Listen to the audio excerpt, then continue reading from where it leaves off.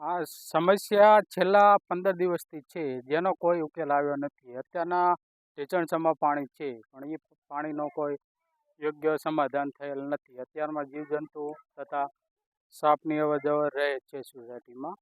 નાના નાના બાળકો જ છે અત્યારે ઢેચણસામાં પાણીમાં નિશાળ પણ જઈ શકતા નથી.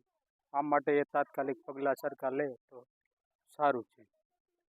બરોબર, આગળ અમારી કોઈ જવાબદારી નથી.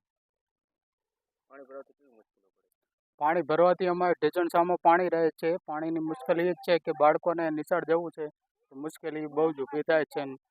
જીવજંતુ જનાવરો છે ત્યાં મચ્છર ઉદ્ભવે છે અને બાળકો બીમાર પડે છે. બસ તાત્કાલિક પગલાં લેવાય તો અમારી નમ્ર અપીલ છે. આ બાબતે પાલિકામાં રજૂઆત કરી છે? આ બાબતે મેં 10 દિવસ પહેલાં એસઆઈ સેનિટરી ઇન્સ્પેક્ટર પ્રશાંત સોનીને રજૂઆત કરેલ છે, પણ તેમને એક જ વાર ફોન ઉપાડ્યો, ત્યારબાદ મારો ફોન ઉપાડ્યો નથી અને આવ્યા પણ નથી. ફોન સ્વિચ ઓફ કરી દીધો.